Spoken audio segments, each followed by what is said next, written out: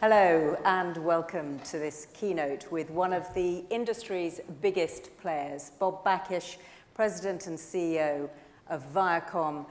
Viacom owns many channels, including MTV, Nickelodeon, Comedy Central, Paramount here, Channel 5, who I work with. Very interested to hear Bob's thoughts on a rapidly changing media landscape that we've already been hearing about this morning. But before we do that, we're just going to have a little look at what Viacom does. Start from the beginning.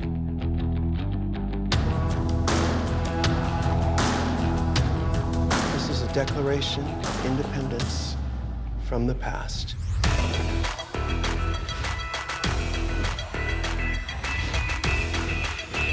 The energy here is crazy. Party's here! Let the fist pumping begin. Go ahead. There's chaos out here.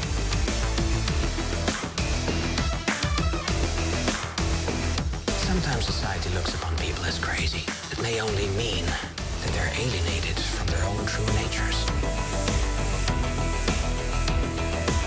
That's what we like to see. You look at a blank sheet and see nothing. They see possibilities. Everyone's forgotten who runs this valley. Oh!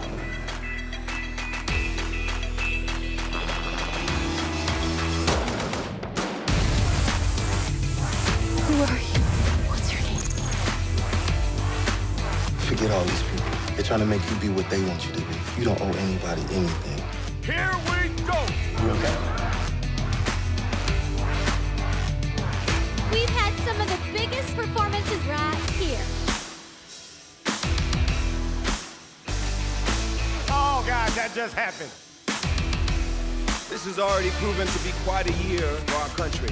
We are living through a rare moment in history. Other award shows divide categories into male and female, but not here. You see, change is only possible when we all work together. And it's so inspiring to see kids take charge. The world is watching. Are you?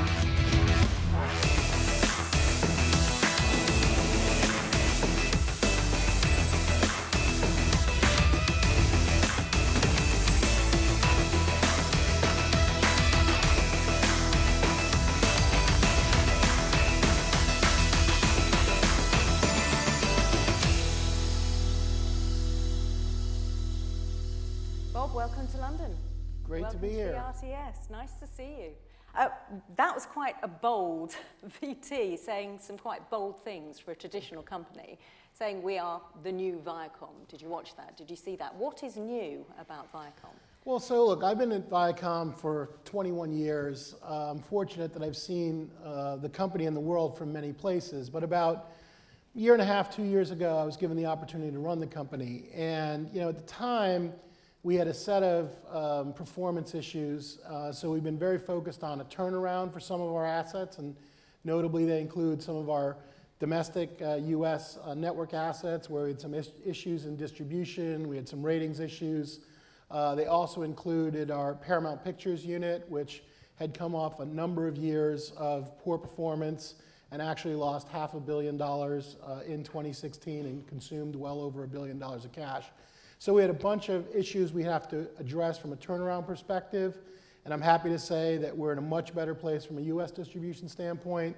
Our ratings have improved the last 4 quarters running, where we've grown share every quarter, and in fact, brands like MTV, BET, and Comedy Central have notable ratings improvements. At the same time, Paramount is in a radically different place. That's because we rebuilt the team from scratch and we have a new strategy, and you're starting to see the results with films like A Quiet Place, Book Club, and most recently Mission Impossible 6. So a lot of work on the turnaround, but the world we're living in is changing, and so we're also been working on evolving the company and getting ourselves into new businesses with new revenue streams. That's something that Viacom hadn't been doing. And so now you see us whether it's extending in the digital space with our Viacom digital studios and our more recent Awesomeness acquisition, in the event space, which is something we started outside the US, but now all our flagship brands, we call them, have event presences globally, including in the US, and our growing studio production business, which started with Paramount but now extends to our other brands as well. So a lot going on with respect to turnaround, a lot going on with respect to evolution, and it really is an exciting new chapter in the Viacom history. Viacom, traditionally a content company, content is king, that's what Sumner Redstone said. Is that still the case? And if it is, what are the challenges that face a content-driven company like yours at the moment? Well, look, at the core, consumers all around the world are consuming more content, broadly speaking, than ever before. That's enabled by a more robust infrastructure in the traditional space, as well as, of course, all different forms of new access, be them over the top or via the social media, et cetera. But at the core of all that is content. You know, people, they want to see a great film. You know, you saw that Mission Impossible. I think it's worth noting that it's the 6th installment of the franchise. But contrary to what usually happens, the 6th installment has the biggest US box office and the biggest global box office. You know, in the context of linear television, you saw a bunch of the Shores franchises on there, whether it was Jersey Shore, which we brought back in the US, and when we brought it back, it was the #1 show on television on Thursday night. It actually beat The Big Bang Theory on broadcast. Or Geordie Shore, which continues to do very well here in the UK. Or digital native content, where again, you know, we didn't aggressively go after that space historically since the third quarter of 16, which I use as a marker since that's right after that I took over as CEO. We've tripled our video streams. And if you look at an event like the MTV Video Music Awards, which was last month in the US, we had 285 million streams around that event. So there's clearly demand for content. You know, there's clearly changing consumption, and that's really what we're focused on, is how do we evolve the company given that. But do you think then you're pushing the company towards more sort of short form, on-demand, smartphone content, because that is what the new generation are looking for? That's where the demand is, and that's where you need an awful lot of content. Well, you know, it's like a question people ask, well, where is the growth? They used to ask me that question in international, and the answer they were looking for was there's growth in places like India and other, you know, quote unquote emerging markets which had high GDP growth. The reality is we saw growth everywhere, including here in the UK, where we did a number of things, including acquiring Channel 5, and our business here has never been stronger. So similarly, in the broader landscape, I think there's growth in many areas. There's certainly share to be taken in traditional linear television, and you see us doing that in the United States, and you see Channel 5 performing well in this quarter here. There's clearly incremental usage to go after in the over-the-top space, where there is certainly growing audiences, and there's share to take in the digital native space, whether that's in front of the wall social consumption on a place like YouTube or Facebook, or other forms of ad-supported video on demand consumption. So I think all those are opportunities for content companies, and what we're focused on is how do we maintain a presence in the traditional ecosystem, which continues to be a large business. You could think of that as linear television, but simultaneously ensure our brands are represented in these other spaces where there's incremental opportunity. Is a company like yours threatened by the rise in streamers and the fact that they are developing such original content? I mean, just look at the Emmys last night, and Netflix comes away with 23 awards for original content. You know, it's investing £12 billion this year in original shows and films. Does that threaten a company like I think Viacom? that development provides challenges and opportunities. If you look at a company like you mentioned Netflix, and yes, they had a good night in the Emmys last night. We won some too, by the way. I'm happy to say. But you know, the reality is, a lot of those shows, we make shows. The rise of Paramount Television, which didn't exist 4 years ago, and this year is a $400 million US business, and next year will be a $600 million US business as we go from 9 series in production and call it on air or online to 16. That rise was very much driven, at least partially, by the rise of the SVOD players. So a show like 13 Reasons Why, which has been talked about a lot and continues to apparently get a lot of usage on Netflix. I say apparently because no one really knows. But you know, that's a show that Paramount Television made. For those of you that are Amazon Prime subscribers, and I would guess most of you are, if you go to Amazon Prime Video, starting at the end of August, so now, you can see a show called Jack Ryan, which is a Tom Krasinski starring and produced show based on the Clancy novel. We did 10 episodes for Amazon, and it's a fantastic piece of programming. That's a Paramount Television production. Now, we also made a show called The Alienist for the Turner Networks, which was a very highly rated drama. So, yes, on the one hand, these new entrants, if you will, are taking consumer time as they look to grow, like everyone else looks to grow. But on the other hand, we are finding a great opportunity in supplying them. And you're seeing us extend that now to our other brands, a brand like Nickelodeon, which has made a show called Pinky Malinky, which is an animated show for Netflix. And you'll see probably next week an announcement that MTV is making a reality show for another one of the players. So, you know, it's both challenge and opportunity, and our job as we navigate our company going forward is to turn it into more opportunity than challenge. I wouldn't be a good journalist unless I asked you who and what is the Amazon thing you're doing, the reality show. And I wouldn't be a good CEO if I didn't tell you you have to wait and find out. Okay, worth a shot. You called them frenemies, the streamers. I have been known to do that, yes. What did you mean by that?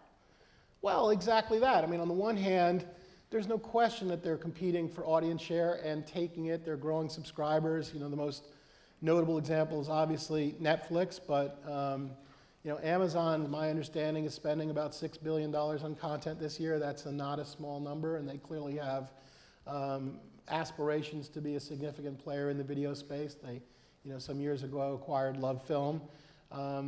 The Hulu continues to be a significant player in the US, and now my understanding is they're going to expand to Latin America, and there's obviously other regional players like iFlix and the like. So those folks are about getting consumers to go to their destinations, either in addition or in lieu of a traditional destination. And that's happening, you know, as we're moving from a world where, largely speaking, everyone got the same product, or the majority of individuals, even in the UK, got the same product, you know, Big Basic from, say, Sky or Virgin, to a world where different people are getting different product at different price points. You know, some people are spending $100+, and those tend to be the majority still. Other people are spending maybe around $40. Still other people might be spending $12 for just a Netflix account, and others yet might be just consuming AVOD product for free. That is the reality of the world we're increasingly living in, and that presents challenges. But as I said, you know, that also presents opportunities in terms of supplying it and monetizing it using advanced ad product, et cetera. So, you know, I like to look at it as a glass half full, but it's, you know, it's a changing landscape. So your thought as a CEO is, if Netflix by next year has 200 million subscribers, which it's predicted to, then it's better to be on board with them and to get your content to those subscribers than not to engage, because you see what Disney is doing. It's going to be pulling away from Netflix next year. It's not going to be engaging in that. But your view as a CEO is different. You think it's important to engage with those streamers? Well, if you take it back, we're focused on our flagship brands. Our flagship brands are Nickelodeon and MTV and BET and Comedy Central and a brand called Paramount. And when we say flagship brands, when we rolled that concept out in roughly February of 2017, we were talking about two things. We were talking about prioritization, i.e. we're going to focus our resources on this subset of brands, which, by the way, those are global brands. We also have important local brands like Channel 5 here in the UK and Telefe in Argentina, and we're part owners, 49% owners in a brand called Colors, which is an Indian brand. So those are priorities as well. But we're going to focus, and then simultaneously we're going to build out true multi-platform expression. So it's not, you know, MTV is not just going to be a linear television brand. It's also going to be a studio which produces episodic content, including for third parties. It's going to have a significant presence in front-of-the-wall social through Viacom Digital Studios and other initiatives. It's going to be on the ground at events, whether that's a top-of-the-pyramid event like the MTV Video Music Awards, or event like Isle of MTV in Malta, which we did for the 12th year this year. And it's going to be represented in the consumer products and other kind of ancillary spaces. And that is a significant incremental opportunity. That speaks to evolution. And it's important that as you're going down that path, that there's awareness of the MTV brand, so that when people are looking for a youth culture or a music-oriented entertainment experience, and they might be using Snapchat, that the MTV brand is available there. So that is very much what we're focused on, all the while maintaining the largest collection of our product in the traditional pay TV ecosystem, where we still see very significant usage and time spent, but it's not the only place there's usage. You mentioned MTV and Snapchat and getting out content, MTV content, perhaps shorter content, onto Snapchat. How will you make money out of that? Who pays for it? How do you monetize it? So first we announced the creation of Viacom Digital Studios. Then we announced that we were creating 600 hours of original content for 4 of our flagship brands, Nickelodeon, MTV, Comedy Central, and BET. That, by the way, comes in like 1 to 2 minute increments, so you can think of that as a lot of episodes.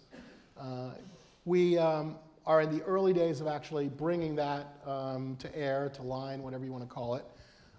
And that will get monetized. So right now, we're in the early phases of that, so it's more about reach and consumption, less about monetization. But I gave you the VMA example. So we had multi-platform sponsors for the MTV Video Music Awards in the US, and so as part of that, they would get some impressions in the digital native space as well.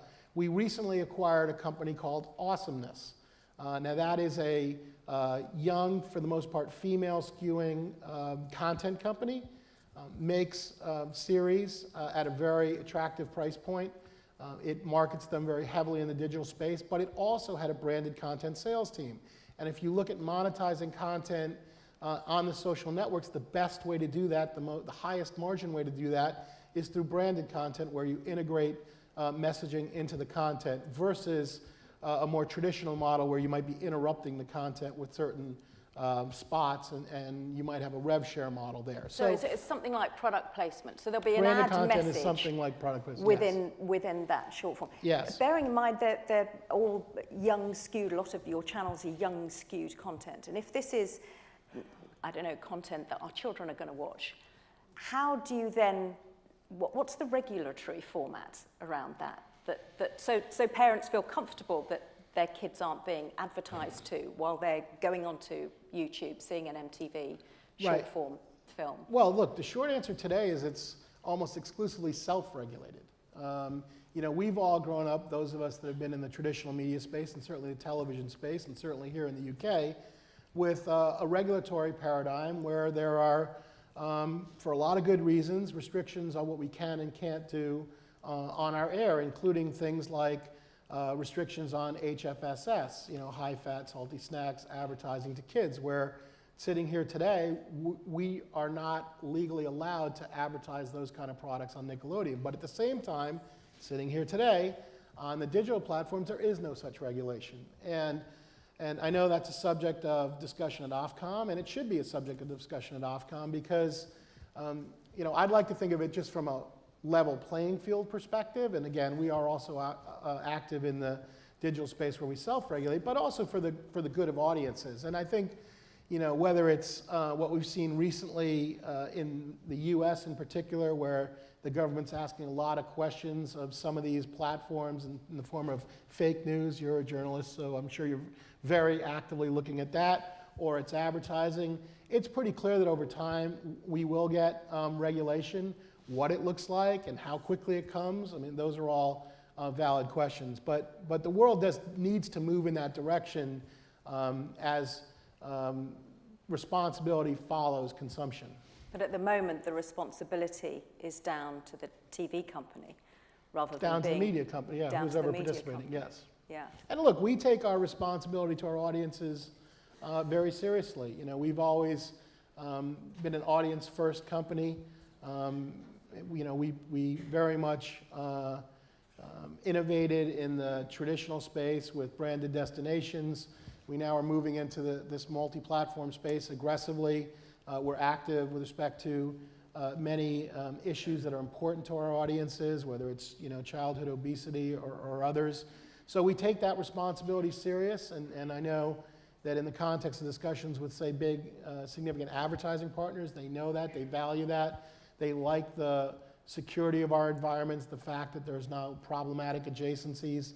Those are some issues we're working on in the digital space so that we can create safe experiences. But yeah, largely speaking, it's self-regulated at the moment. Okay, so that's where you see the money coming from within this short form branded content. Well, it's actually in two forms. Partly coming from. There's going to be an ad-supported piece to it, for Yeah. sure. And again, we've done a lot of work in this space. We have advanced ad products which take advantage of data, et cetera.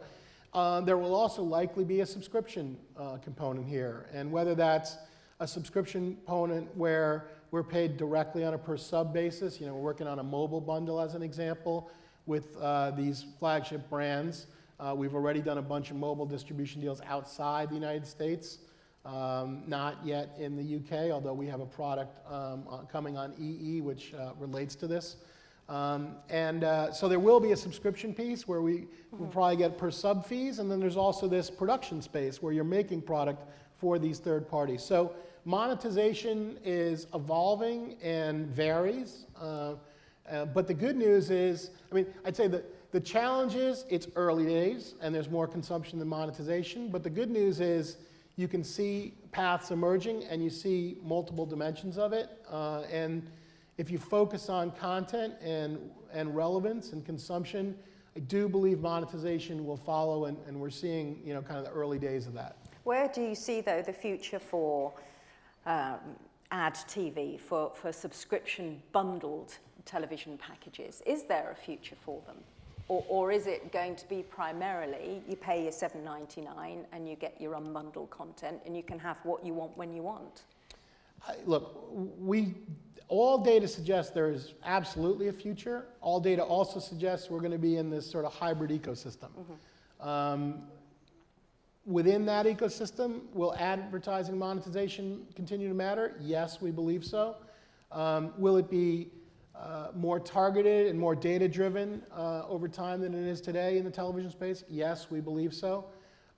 We are getting there through a combination of work we're doing, where, you know, in the US, we were a charter member of a coalition that initially included Fox and Turner around this Open AP, which is an advanced advertising protocol, where the posts are done actually by Accenture, one of the sponsors of this conference. We also pursue that in partnership with third parties. We're part of Sky's AdSmarter product here in the UK, and can give you other examples. And so, you know, as we transition to a more of a data-driven, more targeted approach, that's one place we've been very focused, and I think that's important for the advertising business in general, and certainly vis-a-vis alternative choices that advertisers have. But it's not only going to be the advertising business. Again, there's multiple revenue streams. There's consumer revenue stream. That might be direct based on D2C. That might be ancillary, like they're buying tickets to an event or consumer products. And there's also varying forms of subscription revenues. Mm-hmm. When you as a CEO are choosing which platforms to go with, how do you make that decision? How do you say, Viacom has its own brand integrity, and I don't want to diminish that integrity, and so it's important I go with you rather than you? Yeah, so it's a multifaceted decision. Clearly, we consider things like reach and business model, but increasingly, we also are very focused on brand.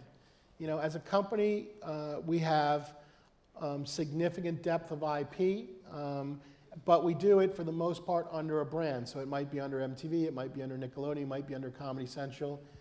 Even at Paramount, as we go forward in the theatrical space, about half of our slate will be branded films. So the first of which is a BET film done by Tyler Perry called Nobody's Fool, which will release in November. The film's in the can. It's hysterical. It's tested very well. We're very excited about it.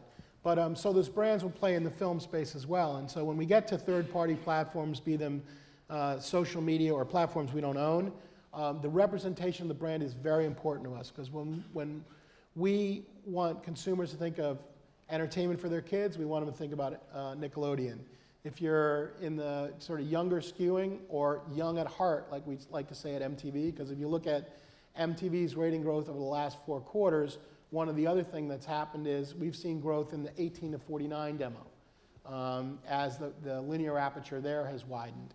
But those brands are important, and so that is a very significant consideration for us. Would Viacom set up its own streaming service? It's got 10,000 hours of content already in its library. It's always creating new content.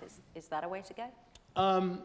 Yes, but what we're doing now is we have our first, call it a niche product, which is a preschool product called Noggin, which is available in the UK. The next version of that will be coming, think of it as the holidays, and then we're working on the next version past that. We see other niche products that can live alongside that in different demographics, and if you think of the programming we own, you might have some theories about what that might be. We also see the potential for an ad-supported front door to that to bring traffic into the funnel, but what we're not doing, we're not looking to create another Netflix. We see that space as becoming crowded and quite capital intensive.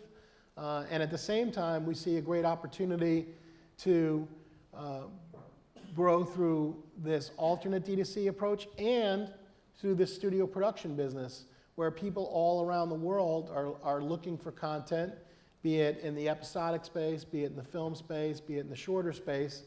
And Viacom, given its global reach and the studio capabilities and brands we own, is very well suited to serving that. As I said, Paramount will be a $600 million episodic television business in 2019.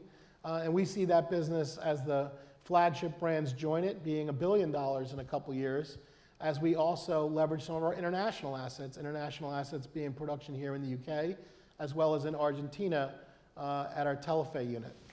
Do you think you have to, in the long run, consolidate in order to just be a bigger company? To go, I mean, there's been this soap opera with CBS and Viacom, which has been running for a while. It's been put on hold for a couple of years because of Les movies from CBS going, but and other reasons. But is that something that you would like to see? Do you think Viacom could be stronger with CBS? So a lot of discussion about scale in the industry, and certainly transactions, be it AT&T Time Warner, be it Fox Disney. We'll see where Sky falls in that very shortly. So there is this quest for scale, point one. Point two is, we've been working hard at our company, being focused on running the company we have, because we see incremental value in those assets, including by creating scale that we potentially had, but that we weren't exploiting. So that's our brands in the film space with Paramount. We now have a global consumer products group, one for the whole company, et cetera. And then the third opportunity that we're seeing is through what I call creation of virtual scale, and that's through partnership. And we do it in a variety of shapes and forms. It really started, interestingly, here in the UK, where we decided to partner with Sky Media in the ad sales side. We had an owned and operated ad sales force. We folded in with them. That led us then to do things like create a sales house on a joint venture basis in the Netherlands with Discovery and Fox. It led us to take third-party clients to represent in Africa, and so on and so forth. So this notion of virtual scale is a way you can get some of those benefits without deploying the capital, which we think is pretty interesting. And it extends to what we're doing in the US with some of our distribution clients. And every major renewal we've done in the last 18 months since I've been CEO, it's been wider than just a set of linear feeds. We trued up the on-demand product We have partnerships in advanced advertising where we have access to different kinds of inventory, which we both benefit from monetizing in a much more targeted way. And in some cases, we're doing co-production. So I think this is a key theme where you can get real benefits without deploying tens of billions of dollars of capital. So you don't need to consolidate yet? We Is that the message I'm getting from that? Where I sit today, we have a very clear path to value creation ahead of us. We're excited about the turn of Paramount. We're excited about what's going on in the domestic network space. By the way, I didn't mention our international networks in the turnaround story, and that's because through this arc, they haven't been in need of turnaround. They've actually continued to grow. Our international network portfolio, run by Dave Lynn out of the UK, will have a record year in terms of profitability in 2018 and continues to post very nice growth overall. So a lot of exciting road ahead without consolidation. We have done some small acquisitions. You know, I mentioned Awesomeness. We bought another company called Husay, which is also in the branded content space. We bought a company called VidCon, which is kind of ground zero for social influencers, and we're going to have their tentpole event is in Anaheim, California in the summer, but we're going to bring a UK version of that event to life in 19. We're excited about that. So to date, our strategies really in the M&A space have been more about acquisitions that accelerate our strategy versus scale per se, and that has worked out quite well for us. We are out of time, believe it or not, but I just want to sneak another 30 seconds because you've got sort of the leading lights of the British television industry in this room. So how do you see the British television industry at the moment, and what advice would you give from your perspective in America? Well, look, we're thrilled to be a longstanding member of the British television industry. We obviously increased our participation a number of years ago when we acquired Channel 5. And I would do that again today, even though Brexit happened. I mean, Brexit's been a bit of a speed bump for all of us, but there's no question that that investment transformed our position here and gave us benefits outside the UK. I think as you look at it going forward, you know, we're going to continue to invest in programming for sure, both for the UK and more broadly. You saw us announce just very recently the next leg in our original programming increase with respect to Channel 5, and that's moving away from Big Brother next year and taking that money and spending it on more originals. We think that's the next logical step. But as we do all that, I would say that we all need to figure out a way to work together and partner. Obviously, we need to do it in a way that makes sense for all of us and is additive, but this world is getting way too complicated, and the notion that you can own everything yourself and control it and that's how you're going to win, I think is a very dangerous path to go down. And so instead, I think, you know, Viacom looks to continue to partner with the UK industry at large and more broadly speaking, and I think that presents many exciting opportunities. It's a good place to end. Bob Bakish, thank you very much. Ladies and gentlemen, Bob Bakish.